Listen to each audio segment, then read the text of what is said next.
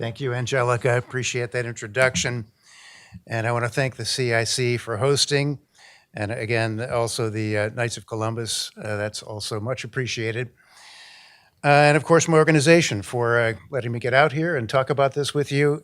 This is a lovely venue right in Washington, D.C., where you're the source of political power for this great nation. So I'm very pleased to be in this location. Angelica has told you about the emails. I'm sorry, the books didn't come, but if you send me your address, or I will maybe email you, perhaps I give them to me, and then I will contact you. You can give me your address, and I will mail you one without cost. So happy to do that for you. So the founding truths of the United States, summarized in the Declaration of Independence, should be at the center of American public life.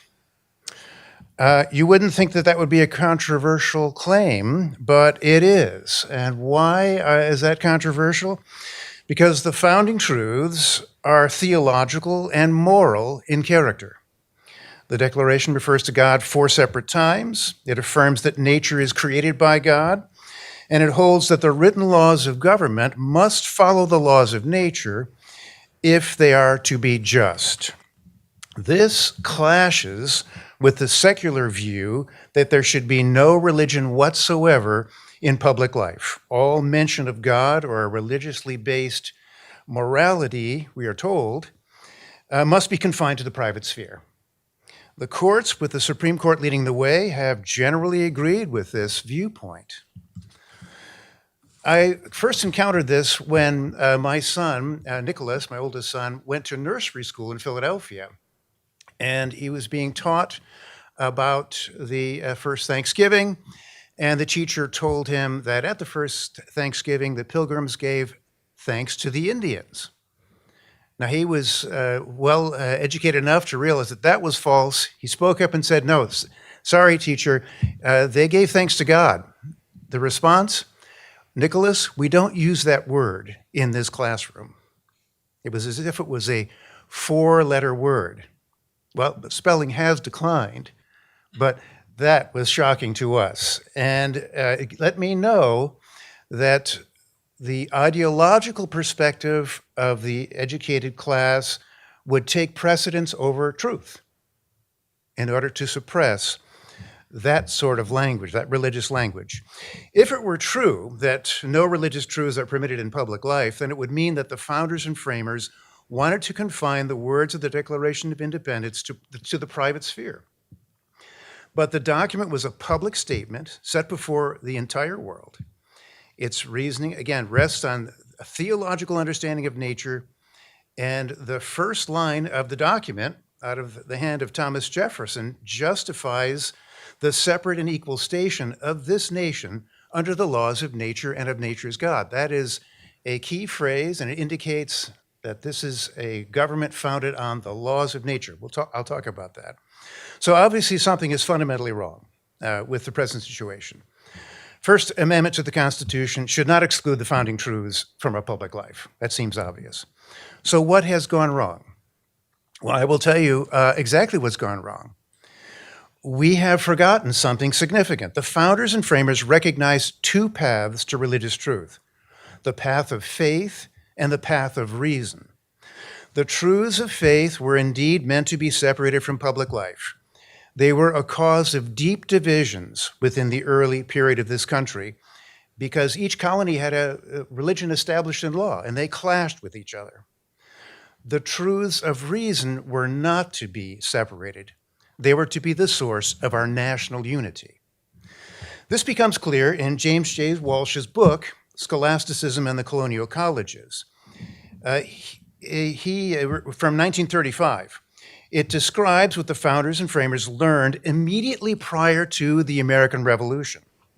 The colleges did not teach Christianity because the students were already Christian, but they came from different denominations. They taught instead natural religion. The Declaration of Independence is written in the language of natural religion. This natural religion is the conviction that certain truths about God and morality can be known by reason. There have been many defenders of this approach, beginning from the ancient world, And the founders and framers were thoroughly familiar with this tradition. It's what they learned in the colleges.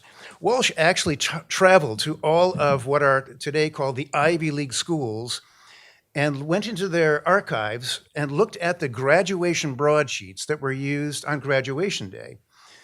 This is Harvard, Yale, Princeton, Columbia, all the rest of the Ivy League schools. Courses were taught in Latin. After the study of the trivium and quadrivium, the upperclassmen turned to topics in metaphysics, epistemology, psychology, theology, ethics, and politics. Strong emphasis was placed on speaking skills, debate, public elocution. For graduation, they had to defend, again in Latin, any of 100 printed questions on these broadsheets, these propositions, before family members, their teachers, all in attendance there, and to be cross-examined by their professors. So it was quite a challenging graduation day for them, very different from our day. Now, my organization, make this kind of an unofficial announcement, is developing, with the help of Melissa Mitchell, is she here today? She hasn't arrived yet, I expect to see her, but from Word on Fire, a high school curriculum that will imitate the founders' education. That is what they learned in the colleges. And they learned scholasticism. Melissa is, as I said, from the Word on Fire, Bishop Barron's organization, former professor of education at Catholic University of America, a curriculum developer with specialty in history education, and in teaching in primary sources. So I'm very pleased to be able to work with her. So Walsh's book appeared in 1935, as I said, just before the Supreme Court began its very disastrous series of decisions on religion and public life. And the text reveals how the court got it wrong and how the nation solved the problem of sectarianism at the founding. The Second Continental Convention, where the Declaration of Independence was signed, faced a very serious problem of sectarian division within the colonies. They were deeply divided over the true meaning of Christianity. And England and Europe had been a theater of war and bloodshed for centuries over these religious differences. The founders did not want to repeat that error. So the delegates came from different colonies where if you were a delegate and you were from Massachusetts, you would be speaking with a delegate from Connecticut, and their state, their colony, would not permit you to go to that state and publicly defend your faith. You could be fined, you could be imprisoned, other penalties as well. You could not be a citizen in other colonies. Only the established faith had citizens. Everyone else was excluded. Difficult to defend yourself in courts of law. Many challenges in wills and the like. So this was a very serious problem. And it makes clear that unity under the doctrines of Christianity was simply not possible at the founding. So what was the Second Continental Convention to do? Well, the colleges had already addressed the problem. They opened their doors to students from every Protestant denomination. They continued to exclude Quakers, Jews, and Catholics, but there was a limited form of toleration in the colleges. And they also invited members of other denominations to be on their board of trustees, which is a very important development in terms of religious tolerance. But the colonies did not do that. That persecution continued even as the colleges received their students from all denominations. They solved the problem of sectarianism within the colleges by giving an almost exclusive emphasis to, again, natural religion, the conviction that certain theological and moral truths can be known independently of supernatural revelation. This enabled them to set aside the disagreements, and they had, as had the scholastics from the Middle Ages, understood the difference between faith and reason. They're two different paths to some of the same truths, but nonetheless different paths. And each person at the institution could add his own faith to what they had learned in the college without any contradiction to his own beliefs. Faith is added to reason just as grace is added to nature, a famous saying from the Middle Ages. So this distinction between faith and reason is the key to understanding the proper place of religion within American public life. It answers the question. Although it's not specifically Christian, Christians have historically made the most important contributions to this field over the course of centuries, going back to St. Augustine and even earlier in the Western intellectual tradition, but especially during the Middle Ages. The medieval theologians saw faith and reason as two different but complementary paths. Supernatural religion begins with faith. Faith in the scriptures. Every proposition in Christian doctrine carries with it this note of belief in supernatural truth. Also, what is believed transcends rational understanding. So the various doctrines of the Trinity, for example, these are taken on faith and they transcend human reason.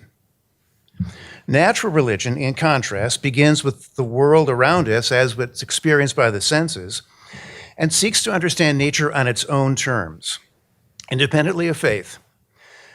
Historically, as I've said, the two approaches have been considered compatible and complementary.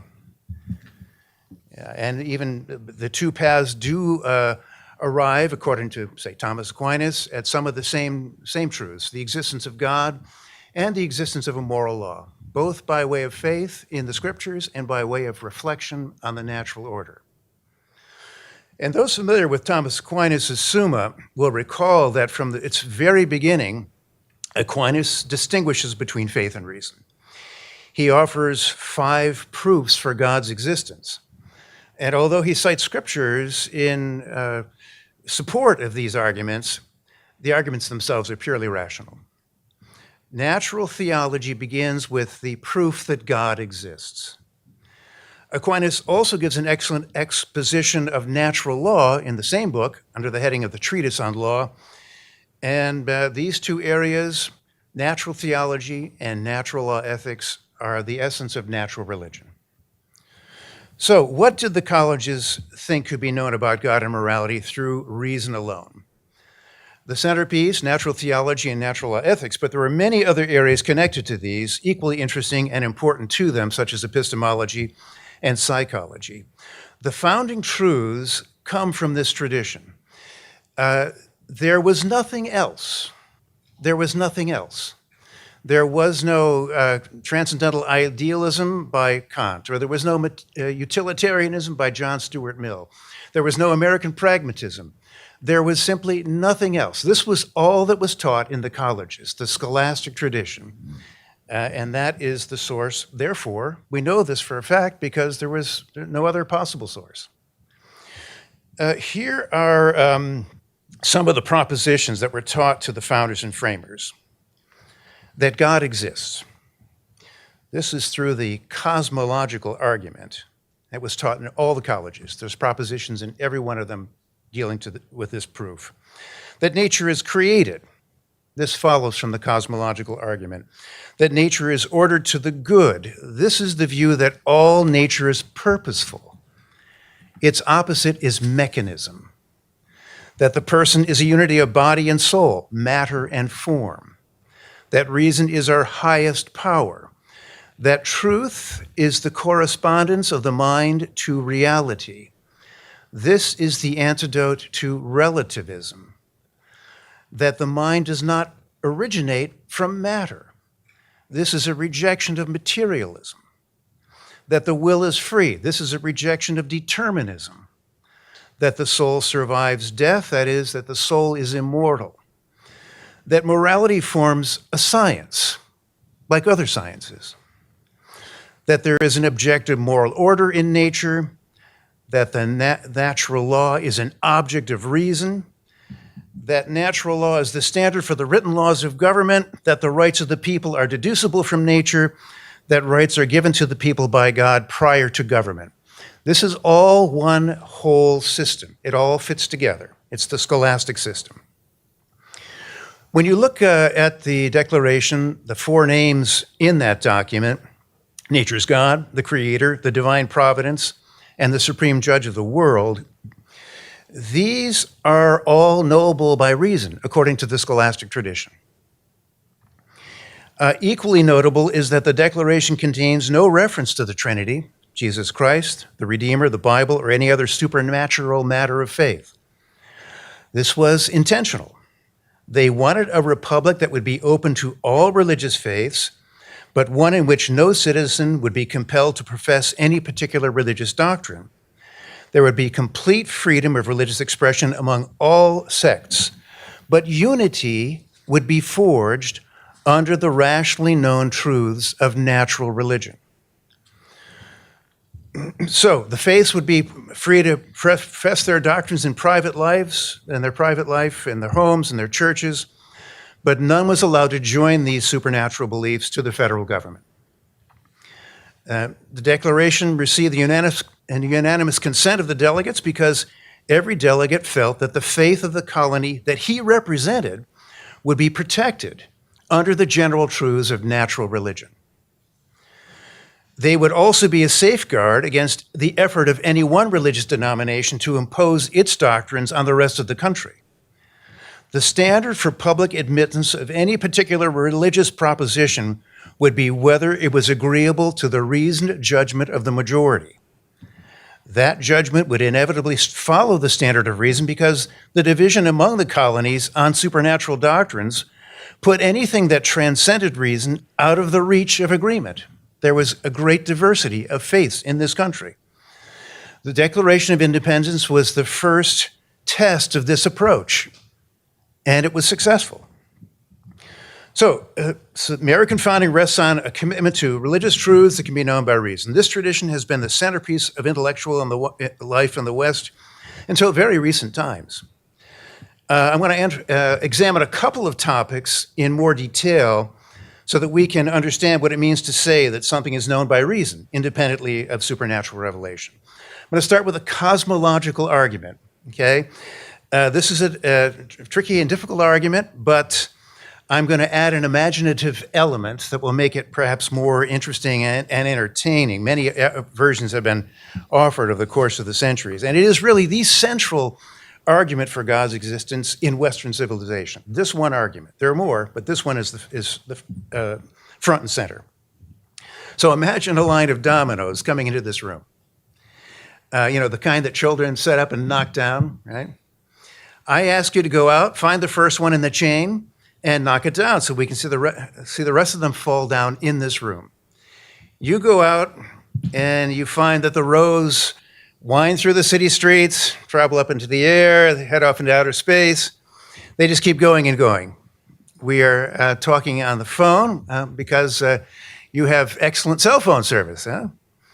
Well, you say to me, hey, Ted, I cannot find the beginning of this. It just keeps going and going. And I say to him, well, if that's true, then you might as well come back because you're never going to get to the beginning. So he comes back. The dominoes, have they fallen in this room? Of course not. Nothing has happened. Not even if per impossibile, you could get to the first domino and push it over, the motion would still not get here because it would have to travel an infinite distance, and motion cannot traverse an infinity. So the movement would still never get here. But our universe is in motion. The planets rotate on their axes. They revolve around the sun. The galaxies are hurtling away from each other at tremendous speeds. The atoms are in a constant state of vibration and movement. There's an atmosphere, wind, waves, clouds, sun. Plants and animals come into being and pass away. Each of these discrete things has a cause, a natural history. The oak and the acorn go back into the distance of time. Each of these is, in a sense, a row of dominoes. the original cause of their motion must be at a finite distance from us. Otherwise, we would not see any motion at present. None of this would be happening. So there must be a first mover at a finite distance. And that first mover cannot be just another domino in the chain, because if it is, it's not the first. And once again, we're often looking. So the first mover must be unmoved. That is, must be uncreated, the uncaused cause, what the philosophers call the uncaused cause, and this is God. Conclusion of the argument. This is a simplified version of the most widely invoked proof for God's existence. There's no reference to any Christian doctrine. It's purely philosophical. That notion of God, why shouldn't that be in public life? I see no reason why it shouldn't. It doesn't rely on any matter of faith whatsoever. It's what the founders and framers themselves were convinced was true. Jefferson and Madison both have these arguments in their private letters. I've seen them. They agree with this conclusion. Here's another item that's found throughout the colonial colleges.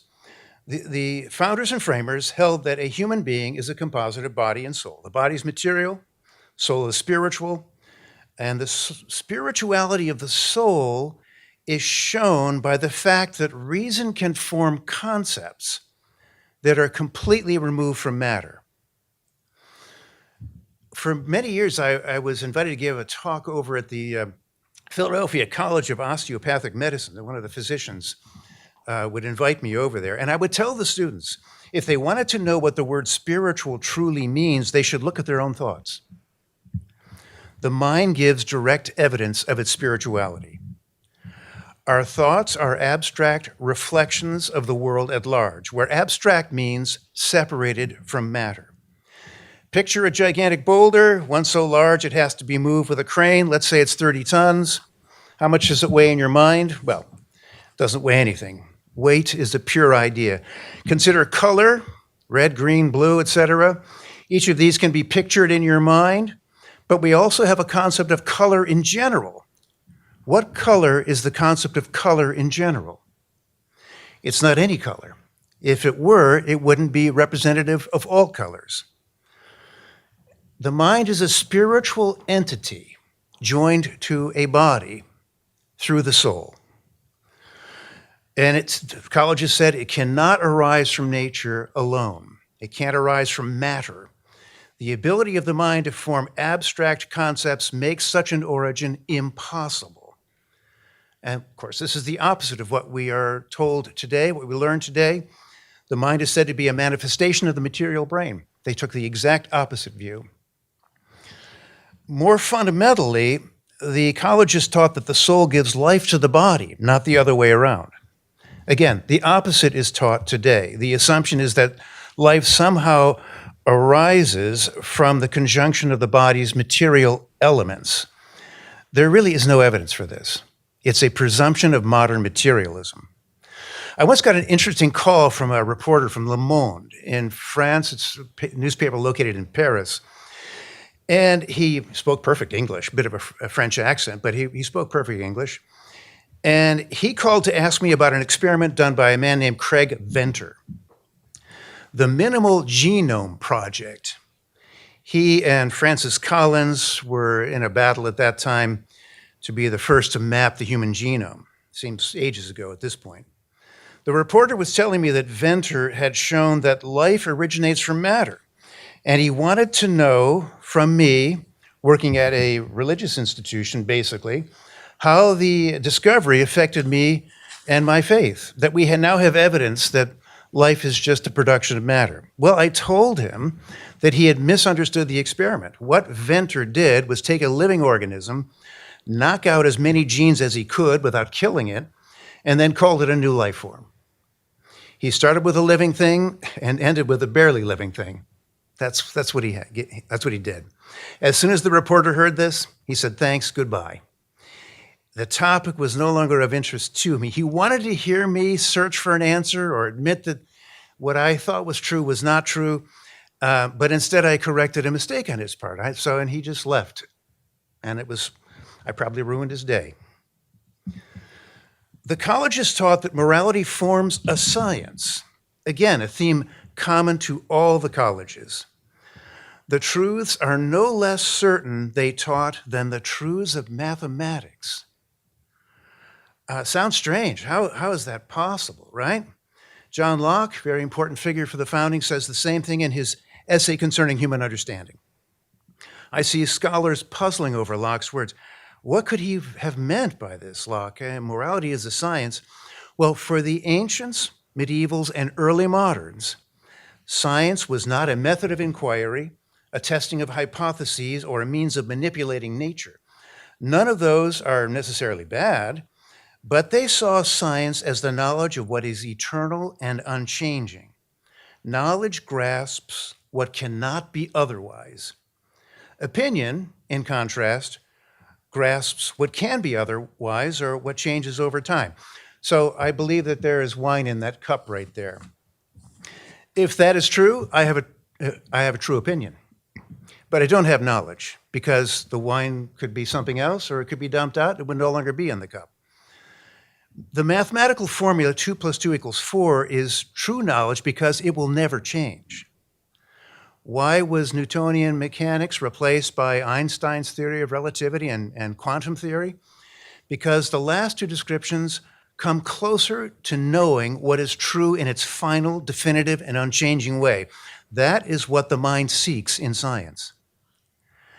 Natural theology knows of the existence of God, the uncaused cause. That too is eternal and unchanging. Natural law ethics knows that parents should be honored, that our country should be loved, that murder, adultery, and theft are wrong. Those truths will also never change. The colleges wanted to convey to their students the eternal and unchanging truths about the highest and most important things, and that culminates in truths about God and morality. Now, say something about natural law. This is a very crucial area for the founding and for the understanding of our founding documents. Scholars broadly recognize that the founders and framers were proponents of natural law, but I rarely see in-depth discussions. Jefferson's phrase, "the laws of nature and of nature's God," signifies again a theological understanding of nature in which God causes its motion. For the founders, therefore, created nature precedes government, not necessarily in the order of time, but in the order of being. By order of being, they meant we depend on nature for our existence. The laws of nature, therefore, precede the written law. We are creatures of nature before we are citizens of any country. Because we are creatures of nature, the written laws of government must conform to the laws of our nature to be just.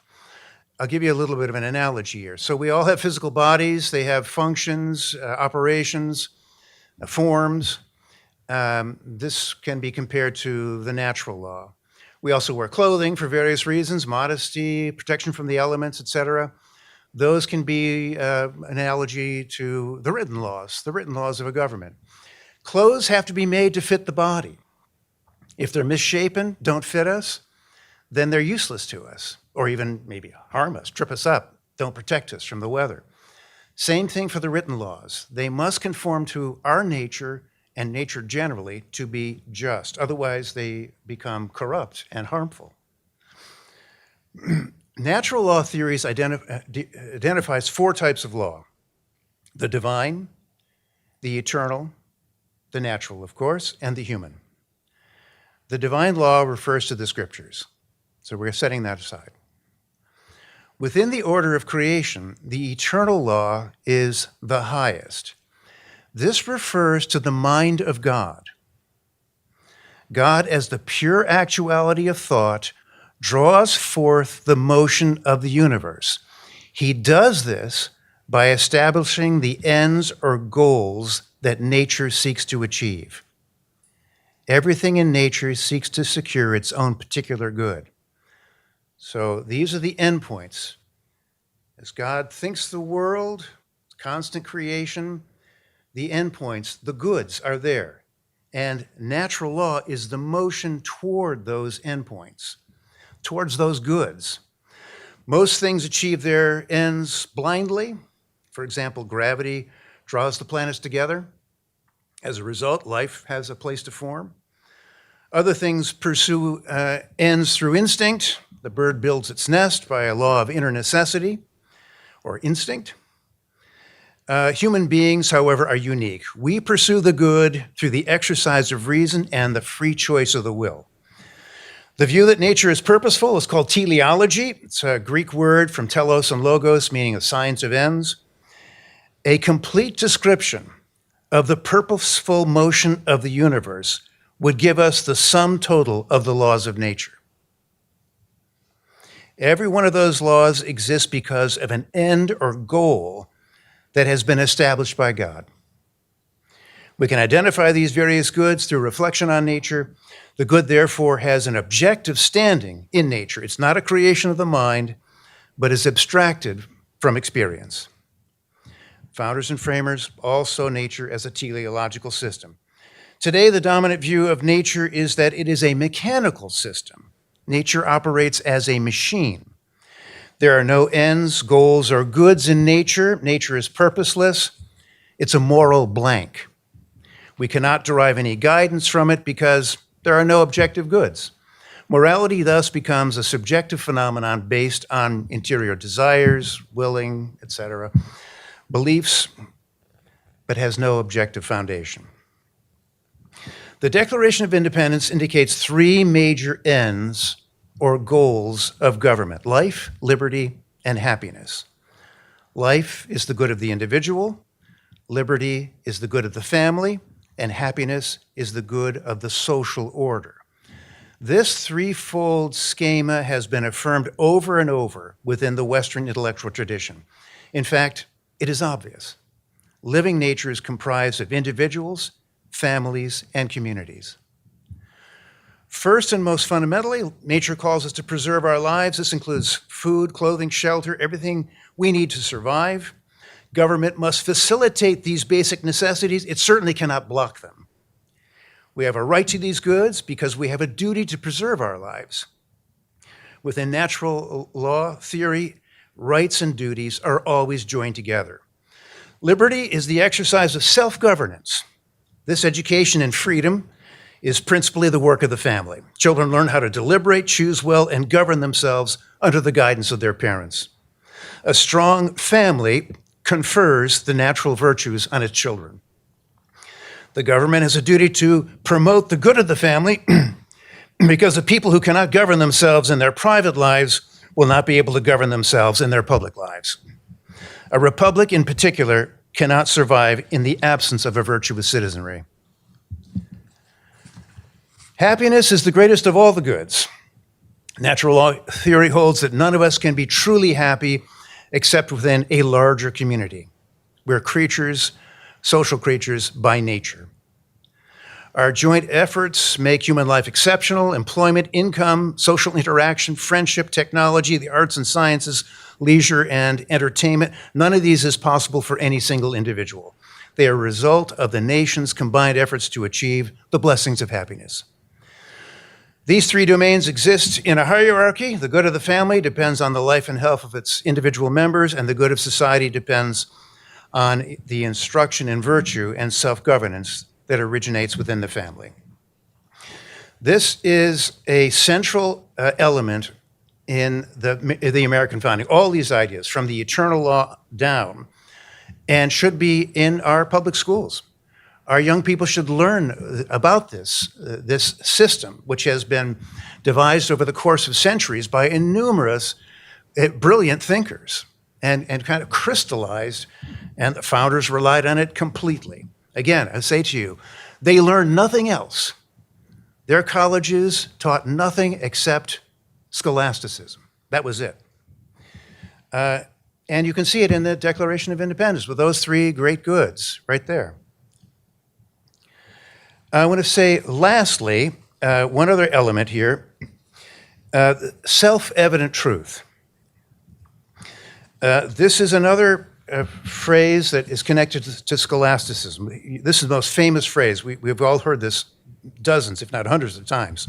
We hold these truths to be self-evident, that all men are created equal and endowed by their Creator with certain inalienable rights.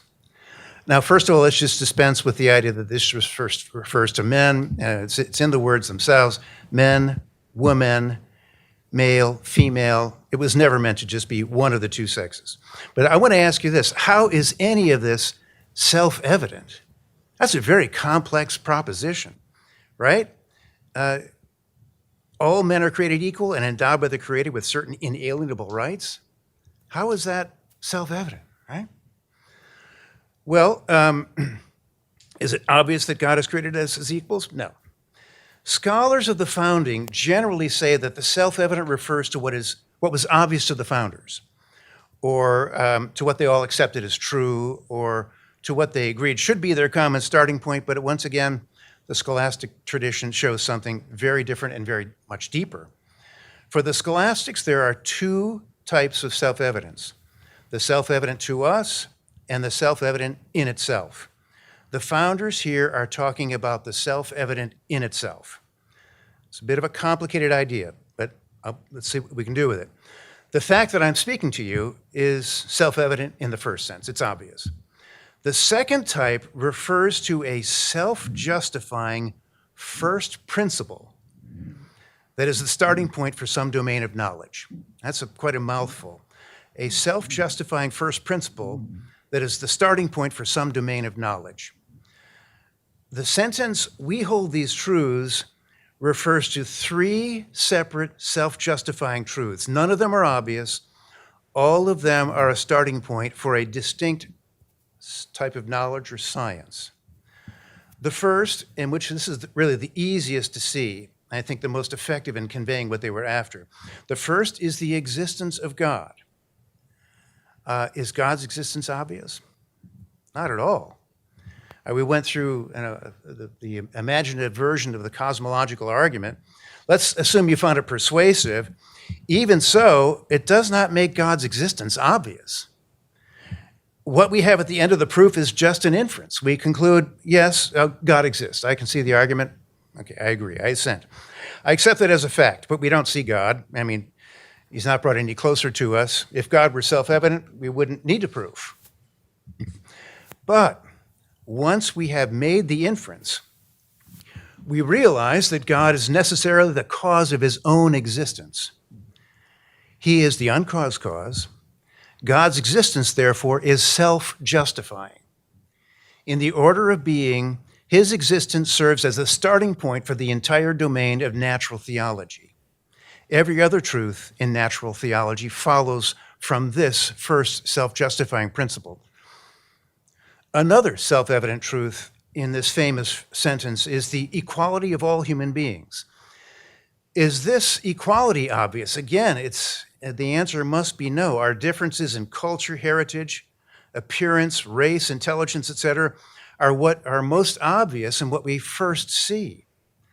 The mind has to penetrate these differences to identify a common trait, the trait of reason, either possessed in actual fact or implied by its absence. We are rational creatures by nature. Once this is known, equality serves as the first principle of natural law ethics. Human equality, discovered through induction and observation on experience, is a primary fact about human existence. Every other truth in ethics rests in some way on this first self-evident principle. Finally, the sentence mentions rights, a third self-evident right. Rights are connected to the ends of nature established by the eternal law, as we saw earlier, that is, by the mind of God. These ends are the irreducible starting points for natural rights. We have fundamental rights to life, liberty, and happiness. These goods are fixed, objective, and unchanging. Every other truth in politics depends on understanding these goods in their particulars. So this sentence indicates three self-evident truths: God, human equality, and rights given in nature. These are the starting points: natural theology, natural law ethics, and the just political order. None is obvious. Connected in a hierarchy, founders held that nature is governed by God, established an order of law in nature for our direction, and that when we look to that law, we can identify three general goods of ethics that we are called to protect. So bring this to a conclusion here, a few comments. Without an understanding of this intellectual heritage, the familiar phrases of the Declaration become mere words, incantations. We repeat them without grasping their meaning. Appreciating them in their full significance requires knowing their source in the Western metaphysical tradition.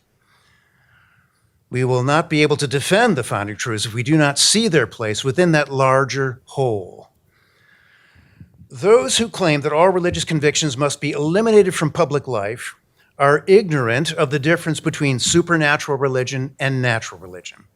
The framers certainly did not intend the First Amendment to suppress the truths that they had announced to the world a mere 13 years later. Only matters of faith were meant to be separated. These were the cause, as I've said, of deep division within the country.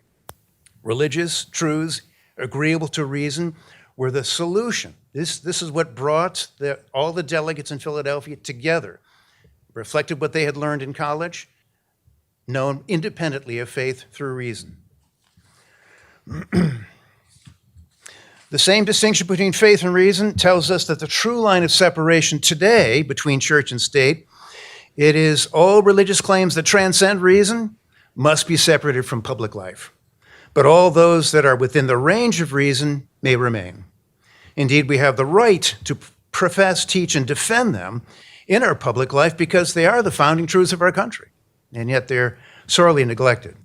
Now I'm going to open the floor to questions here, but I'm going to handle 3 objections that I think are fairly obvious, and then when I'm finished with these 3, I'd please invite you to raise questions or begin a discussion.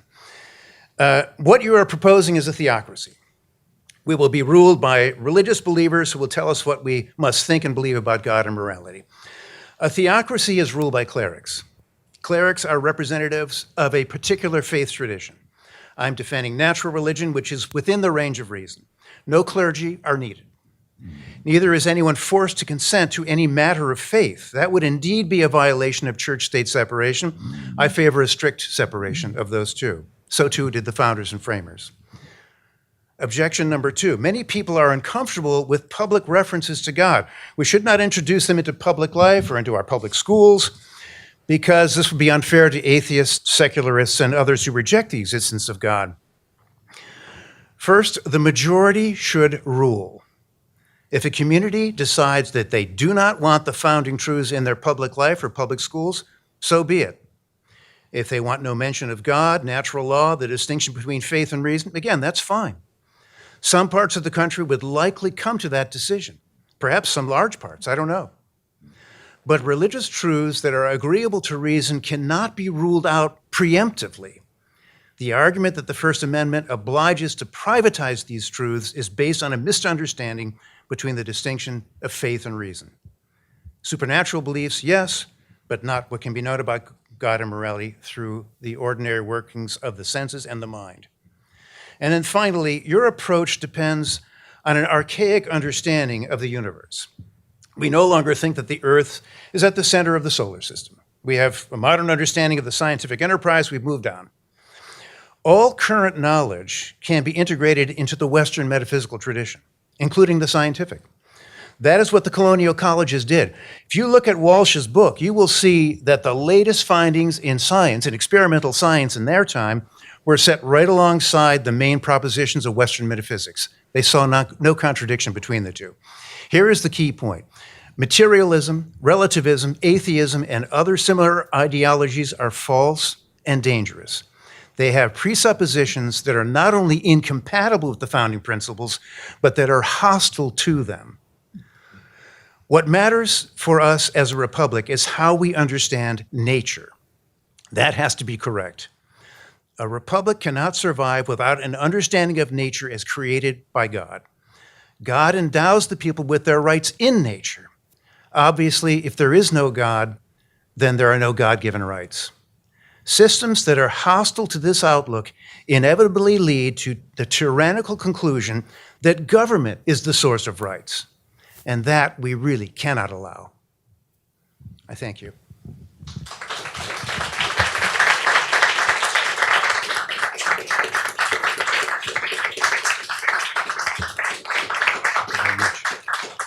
Thank you, Dr. Furton. And if you have a question, please just raise your hand and I'll bring you the microphone so that those from home can hear you.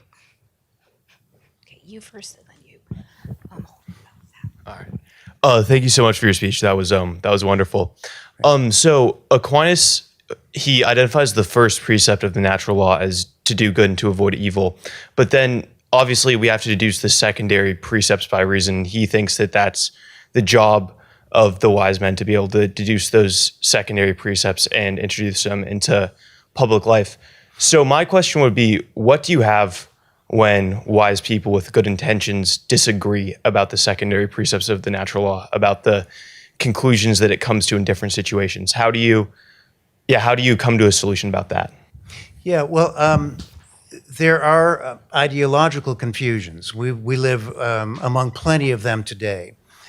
One of the most challenging is the idea that truth is somehow manufactured, it comes from the person, and is imposed on experience. Relativism is a serious intellectual error. For the founders, they simply said that truth is the correspondence of the mind to reality. So if there's a cat in this room and it's yellow and you say, that's a yellow cat, you have made a true statement. I think some of the people think they can kind of recreate the world by thinking about it differently. I think there's a lot of just bad philosophy that is corrupting our nation. I think just to look at our colleges, Harvard University and others like that, they're so committed to an ideological outlook. That's first and foremost for them, that they can't see the truth any longer. I mean, so I just have to say some people are wrong.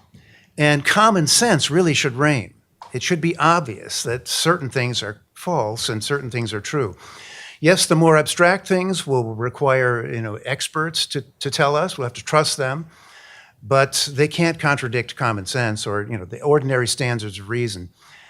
So yeah, that's I guess would be my answer. It's a more general answer than I'd like to give, but yeah. Thank you. Thank you very much for your talk. My question deals with the influence of John Locke on the Declaration of Independence. Yes.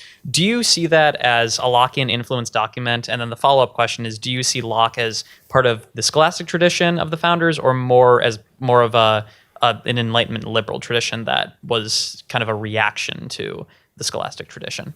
Yeah, no, John Locke was very important. He was also educated in the scholastic tradition, but he developed certain new ideas about how we encounter experience, and those are interesting and important.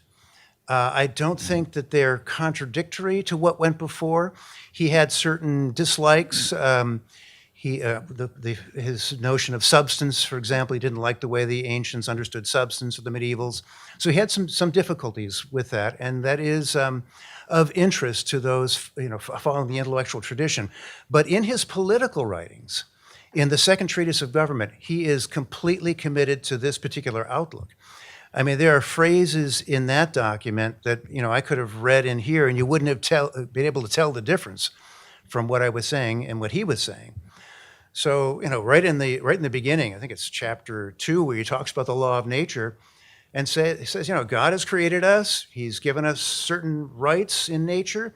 We're called to pursue them. One of them is we can't kill ourselves. That's life given to us by God, so we have to protect that. So he's clearly highly influential. I like the guy's thought. I think he's on mark, and important influence on the founding, no question about it. Now, your second part was? You kind of answered it. It was, is Locke part of this scholastic tradition, or is he in contravention of it?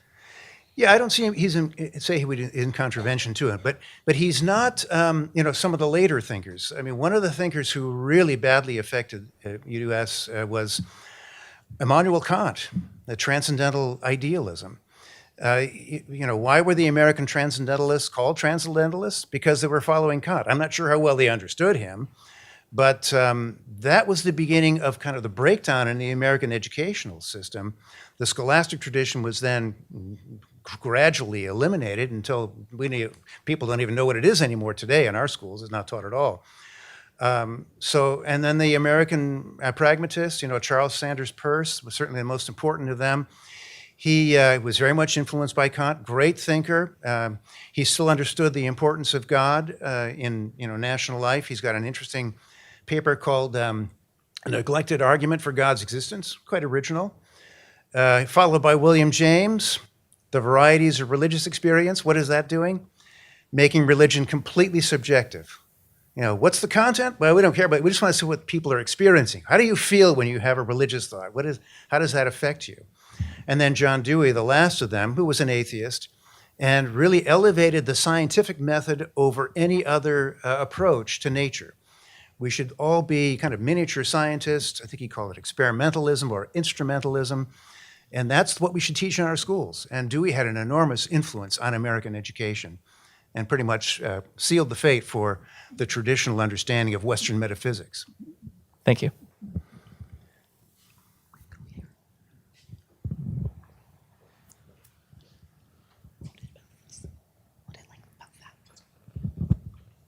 Hello. Thank you very much for coming here tonight, and thank you for your talk. You spoke a little bit about how certain truths that can be known through just the natural law might be appropriate for public life, but you maybe expressed a little bit of a skepticism towards certain truths from divine revelation. No. Whoops, Okay. Go ahead. Yeah. Well, the reason I said that is because you expressed that maybe a separation of church and state you would be in favor of, and you're opposed to those maybe interlapping. You gave the example of early in the days of our republic how there were state religions that infringed on the freedom of religion of others. I guess my question would be, Yes. Would you be opposed to state religions that made sure that the freedom of religions of religious minorities in those states were protected? Yes. I mean, I don't. I mean, I'm a Catholic and mass goer and all the rest. So I mean, I accept a revelation, but of course the founders, other than Charles Carroll of Carrollton, there were no Catholic signers of the Declaration of Independence. So he was quite unique. But it was basically Protestantism, and they were battling with each other. Yeah. I would say yes to that question, but you want to preserve all religious faiths. But the thing about natural religion, it has an interesting kind of critical effect on religion. It rules out certain religious convictions. For example, if you think that God approves of killing other people because of their race or religion, that contravenes the natural truths of natural religion. I mean, God's attributes, as they come down to us, are omniscience, omnipotence, and supreme goodness. And the idea that you can kill other people for these kind of reasons, because you don't like their race or religion, whatever it is, that can't be allowed. That's a false belief. Now, I don't think the state should be trying to prevent that. But the thing is, if you have natural religion back at the center of American public life, it feeds all the faiths that are compatible with those truths, and it doesn't feed those that are opposed to it or say things which are irrational. So it's a great way to anchor religious truth within the country and give support to all faiths that are in agreement with it on the basis of reason, or nothing's contradicting reason, to which they can then add their supernatural beliefs in private life. So that's how I understand the founders wanted it to be. Thank you very much. Okay, He we might have be ahead time of you, for but- one more question from this.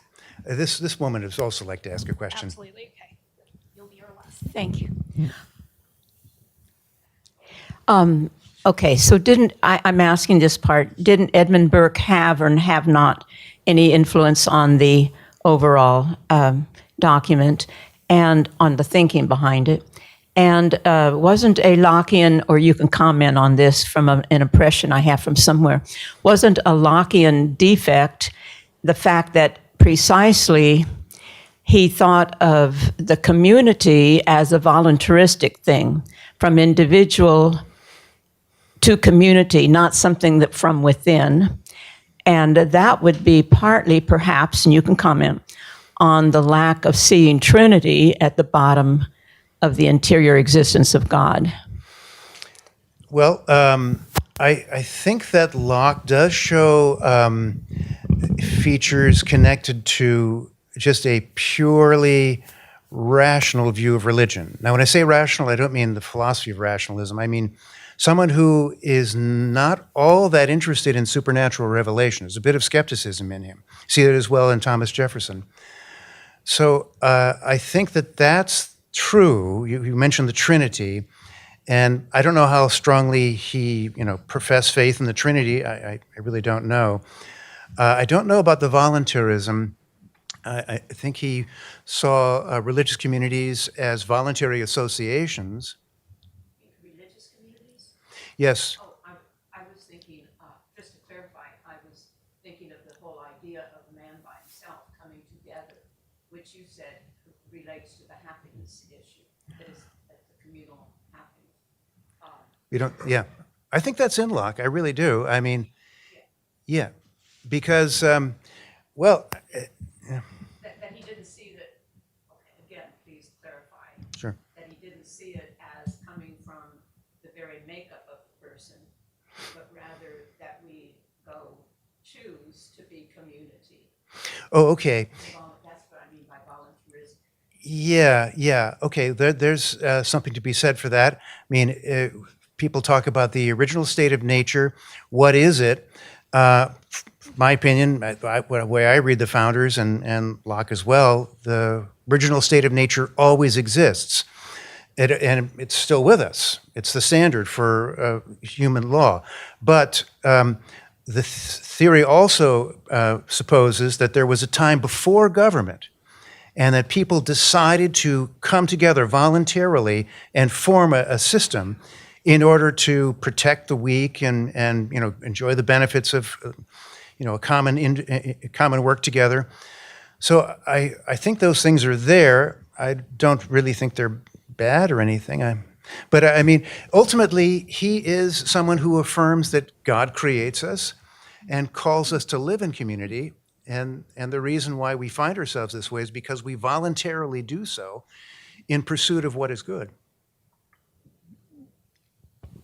You said something that I thought was perhaps absent in Locke, but I'm not the expert on it. It's what I seem to learn from somebody. Okay. And that is that it is the individual. It's not from God. It's from the individual reaching voluntarily is not quite the same as voluntaristic, if you know what I mean. Mm-hmm. And so the community is a kind of a man-made. Well, now I'm beginning to think, maybe you've talked to somebody who's trying to make it all seem more complicated than it is and kind of turn you away from appreciating the founding principle. If you look at his essay on human understanding, he offers a cosmological proof for God's existence. He talks about the created order. He talks about the immortality of the soul. All the things that are associated with the scholastic tradition, they're all there. They're all there. So ultimately, although maybe in the Second Treatise on Government, which is about politics, he doesn't, bring those things up at the moment, but they're part of his overall philosophical understanding. Yeah. Okay, well, Oh, we this have, gentleman? I think we've reached the end of Okay, our night. you're the So boss. thank you. So continue the conversation